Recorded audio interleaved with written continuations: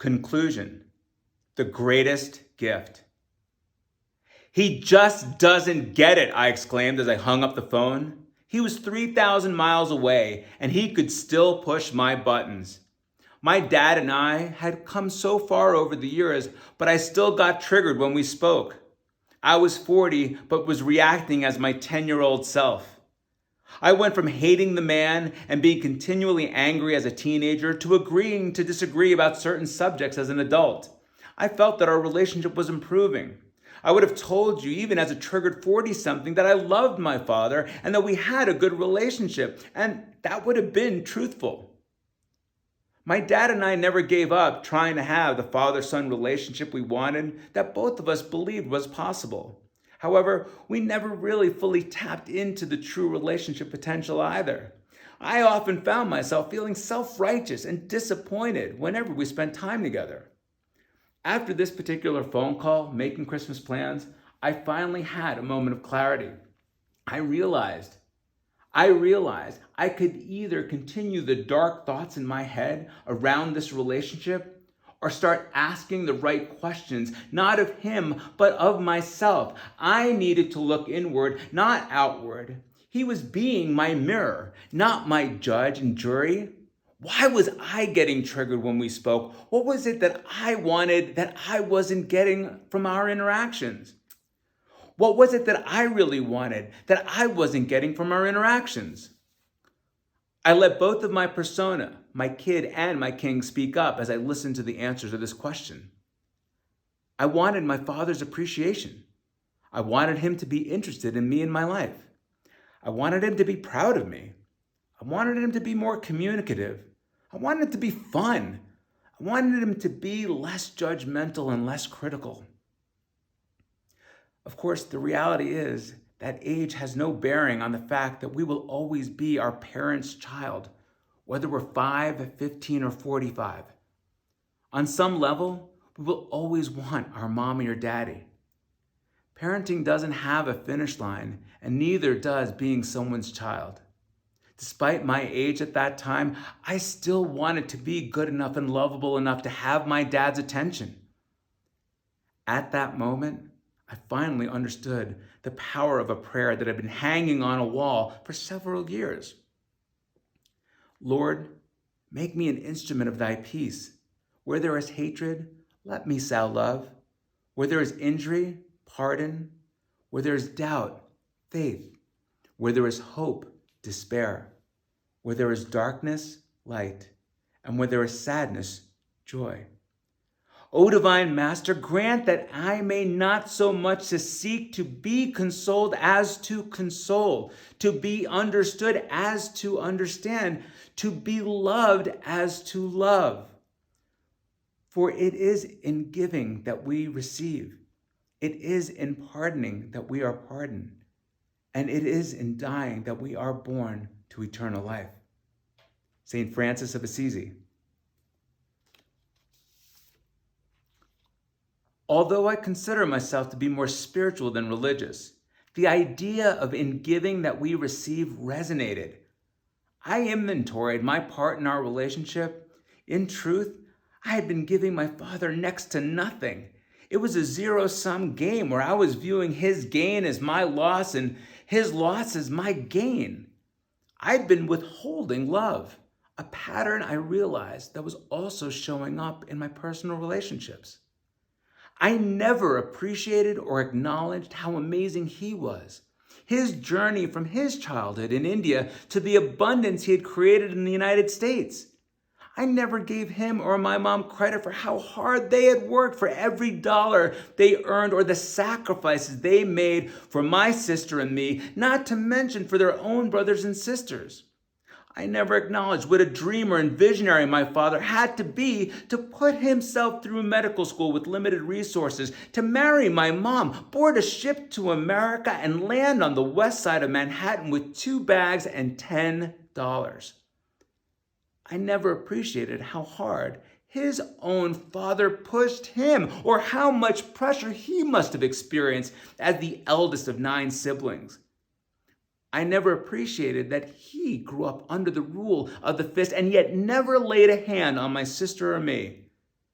I never showed any interest in his life. I had no idea what his days were like, what he was doing in his retirement, or his plans for the next phase of his life. I had never expressed any pride in being his son or pride in our family.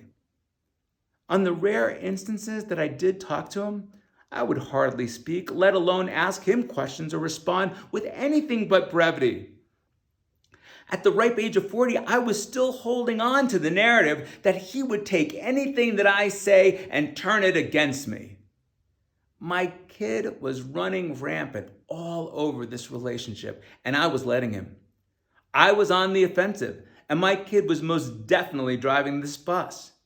I would find myself commenting on everything I could find wrong, out of place, old, dirty, whatever I could use to point out that he too had flaws. My kid was trying to prove that he wasn't the only one who messed up, wasn't perfect, or sometimes got a 99%. I felt nauseated as I came to this realization. Holding on to this residual childhood resentment and anger was impacting everything in my life. It showed up in my personal relationships in the form of oversensitivity. It showed up in my work life with my disregard for rules and authority. It showed up as cynicism, as wary resignation about the state of the world, and as negative opinions in numerous other areas. So I took a page from the prayer of St. Francis, and I turned it into a question. Who do I need to be to give my dad everything that I have been asking of him? Now, the first time I said that out loud, my immediate reaction was, hell no, no way, he owes me. I doubled down on my intention to change that relationship despite my initial indignation. I decided to flip the script by beginning to ask him simple questions like, what are your plans today? I came to know a remarkable man who I would have never known otherwise. I got to really be with him and learn about his world. I remember his excitement when he responded to my genuine curiosity and interest in his life for the first time. He lit up like a Christmas tree in our living room. I can remember seeing the joy on his face as the kid inside of him began to get what he had always needed. I realized that this was the first time I had ever given my father the chance to really be seen and heard. The entire holiday week had been about the decision to go home and make an effort to do things differently, to seek not to be understood, but to be understanding. Because of that decision, aside from being an esteemed vascular surgeon, I learned that my dad had recently achieved emeritus status as faculty member at the New York Medical College and was focusing his time with my mom on philanthropic activities.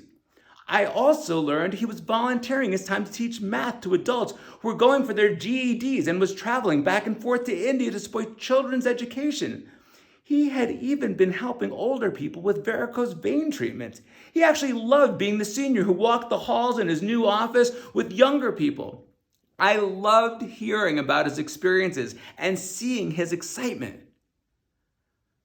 When I looked at all the things I'd been complaining about, that my dad wasn't curious, sincere, or communicative with me, I realized I wasn't there for him. He was actually all of those things when I took the time to be those things myself. I went back to visit my dad at Christmas.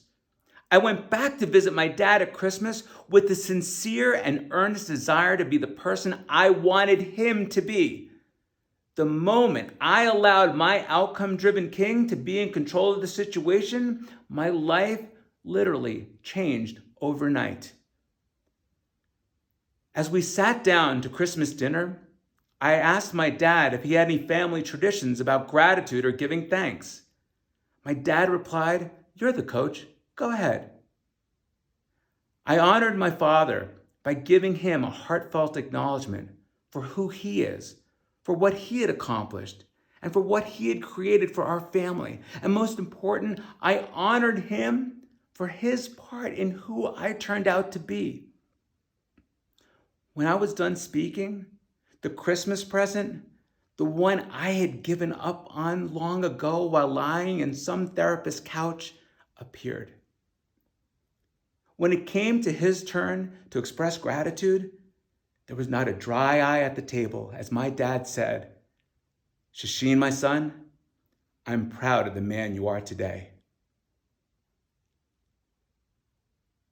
Everyone there had known the tumultuous relationship that he and I shared over the years. And from that moment, life has never been the same. And from that moment forward, life has never been the same for me or the rest of my family.